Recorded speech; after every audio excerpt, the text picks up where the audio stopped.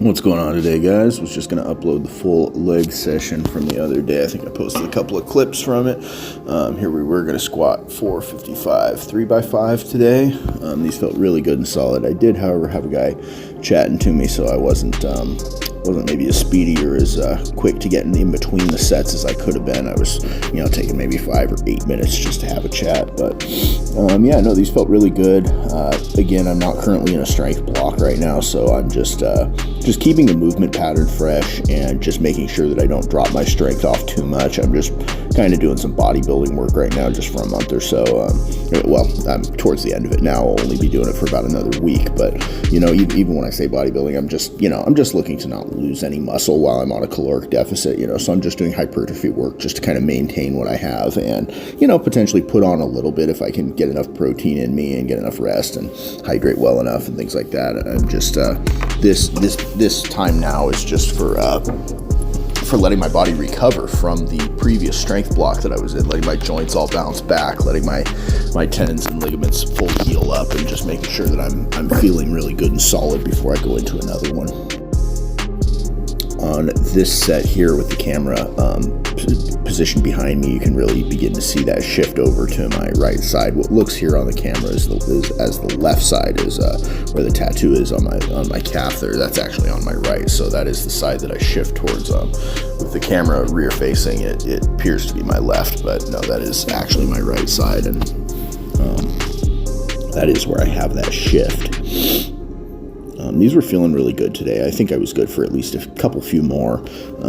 Wouldn't have been much trouble. So that's really encouraging. I was the 405 by 15 I did the other day. I really fatigued my low back. So I think I could have hit a few more reps here. I know I could have without too much more trouble, but I was trying to conserve my low back. I'd end up doing push day after this, and then go into a deadlift day. And I wanted on that deadlift day to really kind of push it a little bit more, get those numbers up a little bit higher to help me transition back into a strength block. I was just kind of doing some, like I said, I like to keep the movement patterns fresh. So from week to week, I would always deadlift and generally always squat anyway. However, the numbers can be slightly reduced and the volume will go up to, allow the hypertrophy and just to get some work capacity in and just make sure the gas tank is good and working good and everything. But yeah, I was looking forward to adding in some heavy deadlifts, so I didn't just want to completely toast my low back. Here we were doing some step ups. I'm trying to lean forward into these and kind of allow myself to do like more of a one-legged squat with them, as opposed to what I was doing, which was corrected by a friend, which was just like my hamstring just dragged me up. So it makes total sense that at a lower weight that wouldn't be an issue, but as the weights get up higher, that could become dangerous. And I totally see what he was talking about with that, and was really kind of listening to my body and feeling it out. And I can feel where there would be the potential for that to get out of hand if this exercise isn't executed correctly. Just like most exercises, if you don't do them right, they're going to hurt you. So yeah, these are really good. I've been enjoying them a lot. I probably will go up in some weight here real soon and actually start kind of trying to push it a little bit and really try to address that strength imbalance. And guys, I've gone almost 3 years now not realizing that I had this giant strength imbalance in between my left and right side. You always know like your dominant side you're going to be a little bit stronger on, but I didn't realize the level of difference that there actually was there. So I'd recommend, if you guys don't, go ahead and give some single leg work or like dumbbell work and single arm stuff a try a bit more often, and see where your imbalances are, if you have any, and if you do, clearly that's going to transfer over to like barbell work and stuff, because that imbalance is going to be the limiting factor, and in my case, like if I'm squatting really heavy and things like this, I don't want all of that just collapsing down on my right side. It's like that. Then when you go to like fail a rep, I'm just putting everything on that right side and just going, I hope it holds up. That's clearly not a good recipe. I will tell you guys this, that not being in a dedicated strength block to me has gotten just so tedious already. It's like, that's kind of why I haven't posted as much lately, is it's just kind of very redundant. I do not know how bodybuilders do what they do. It's just like day in, day out, the same stuff. Genetics aside, like the idea of building muscle is not a complicated idea. It's break the tissue down, eat enough protein and be in enough of a caloric surplus to gain size, so I mean, if you're doing 10 to 20 working sets on the given muscle group or area that you're trying to work on, and your sets are 8 to 15 or 20 reps, I mean, you're going to be damaging that tissue, and then afterward, obviously, the recovery aspect of sleeping and eating is going to build the muscle. That's all there is to it, really. However, when it comes to training for strength, it's a much more nuanced discussion, and there's a lot more different ways to go about it. Obviously, now when you're putting on muscle, you will gain a certain amount of strength just inherently with being a bit larger, and obviously muscle is what ultimately is moving the weight.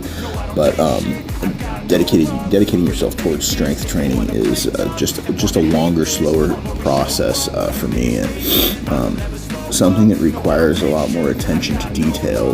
I mean, obviously I'm still pretty new at it myself, but there's just so much to learn as far as rep ranges and progressive overload and linear progression and just all these kind of things that all can play a different factor, and how you program and what you attack week to week or day to day is just so critical.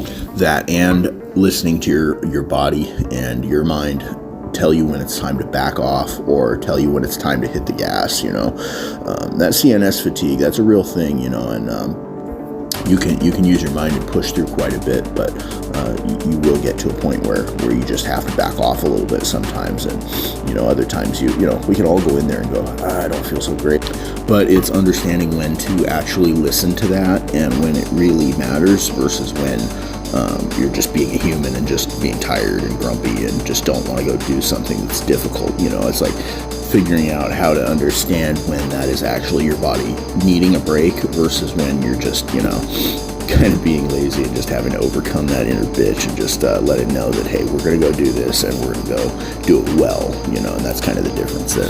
Also, along those same lines, I mean, I've learned this from personal experience. If you're injured, if you hurt yourself, in the gym or outside of the gym, back off for a little while, just back off, give that a chance to recover. It doesn't mean you can't go work out. It just means back off. Do not be in constant pain with that body part while you're working out. Because, I mean, for me personally, I don't get my best performances when I'm hurting.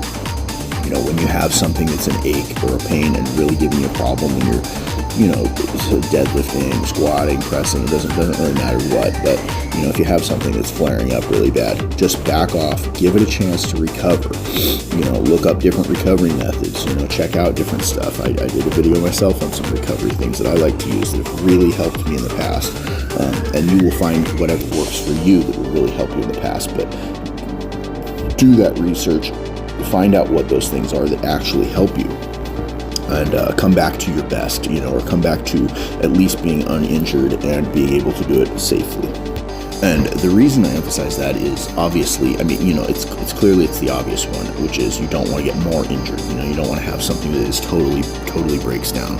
But the other aspect of that is, it will just become, even if it's just something that's nagging, it just becomes this long slog of just grueling, ache each and every time you go to the gym, and you're never going to get your best performances, and that injury is going to take 10 times longer to heal than it would have had you just initially backed off for a shorter period of time. So you end up dealing with this ongoing problem, that could have been solved in a fraction of the time had you just said, I don't care about hitting the numbers temporarily. I'm going to back off of this, and I'm going to give this a chance to improve and get a little bit better, I mean, the reason I'm so passionate about it, you can probably tell, is I have done just that. Like when my shoulder was injured with the AC separation, it was just like, oh on, man. I just tried to just push myself, just work through it. You think like, I'm just going to work through this. Like this will get better. Some things, it just needs some time. It just really needs time for your body to just address and fix, and like the AC separation, especially, things like that, it's trying to close back up, it needs to pull back together and re-strengthen, and there's many different kinds of things like that where it's, pulled tendons and different things that can have happened where a disc issue in your low back, for instance, things like this, where you can't just work through these things. It does require a bit of time. But yeah, back to the workout real quick.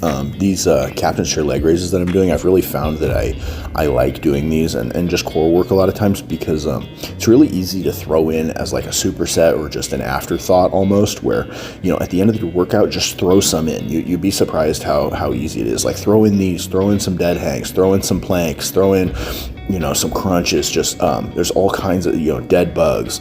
There's all kinds of core work and different kind of accessory things that just really help overall, will help your performance, and they basically only cost time. I mean, when you just get done like with these big squat sessions, or you just had a big deadlift day or something like that, I mean, you can go over there and knock out 3 sets of 60-second planks, no problem.